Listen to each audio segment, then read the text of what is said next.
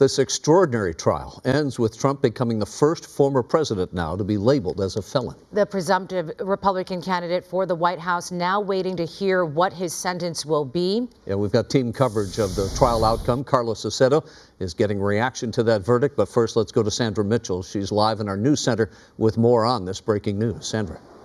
Rick and Cher, it really is a stunning day in our country's history. Donald Trump refusing to accept this verdict. He is vowing to appeal and insisting that this trial was politically motivated. But the reality is he is now facing potential prison time.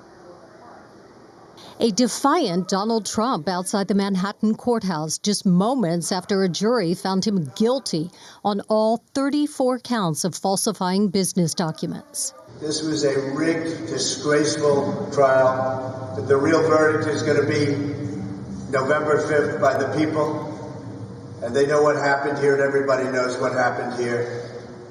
You have a Soros-backed DA, and the whole thing, we didn't do a thing wrong. I'm a very innocent man, and it's okay. I'm fighting for our country. I'm fighting for our Constitution.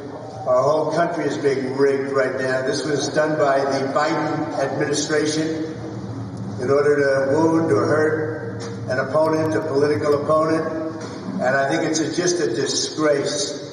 And we'll keep fighting. We'll fight till the end, and we'll win. The verdict came after 2 days and almost 10 hours of deliberations. The jury found Trump guilty for crimes to cover up an alleged affair with an adult film star in the lead-up to the 2016 election. Almost immediately, the Biden-Harris campaign responded to the verdict, calling Trump's presidential campaign unhinged and releasing a statement saying, "In New York today, we saw that no one is above the law." Donald Trump has always mistakenly believed he would never face consequences for breaking the law for his own personal gain. But today's verdict does not change the fact that the American people face a simple reality. There is still only one way to keep Donald Trump out of the Oval Office: at the ballot box. Convicted felon or not, Trump will be the Republican nominee for president. Manhattan District Attorney Alvin Bragg pushing aside Trump's accusations that the trial was politically motivated, saying the jurors followed the facts in the case. We have a phenomenal system.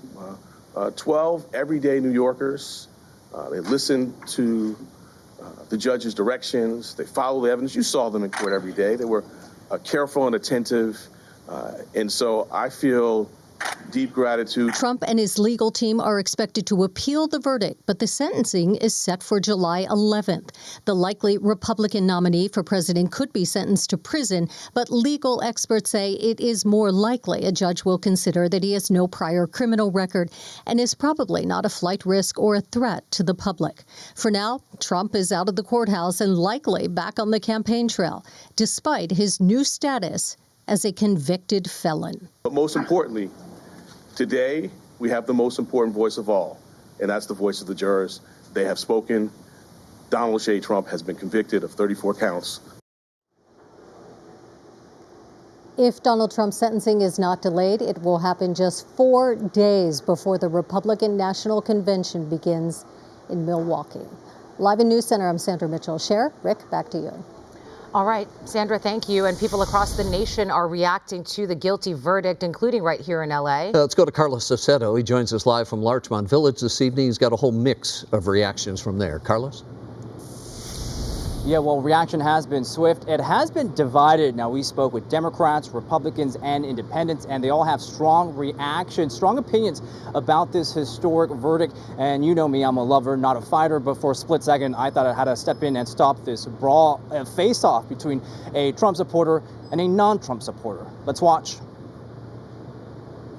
Surprised with today's verdict, all guilty on all 34 counts? Not surprised at all. We all knew that was going to happen. I mean, it's a rigged system, especially in New York, which is mostly, liberal Democrats. But yeah, well. When he loses, it's rigged. When he wins, it's not fixed. Only when he loses, it's fixed. Hey, you can't live like that. It's all coming out. It's all coming out. The truth. Yeah, well, get ready. He's going to be your president, and there you go.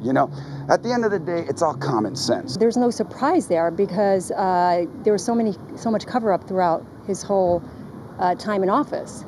So it just finally it's there now. There's no more exposing. It's all exposed. And so the truth came out finally. There's so many opinions on Trump, you know, even in my family. There's pro-Trump, there's non-pro-Trump.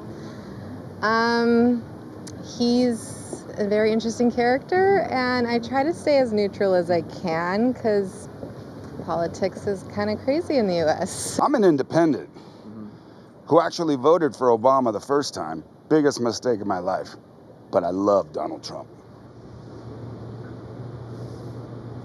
And there you have it. A lot of Trump supporters not appearing to be swayed by today's outcome, but again, guilty on all 34 counts. We will have to wait and see how all this plays out come election night. We're live in Larchmont Village. Carlos Salcedo, KTLA 5 News. All right, Carlos, thank you. And stick with KTLA as we monitor the aftermath of former President Trump's hush money guilty verdicts. Ahead at 5:30, expert analysis from our Allison Treasel on the case, the sentencing, and what comes next. Until then, head to KTLA.com or download our free KTLA 5 app.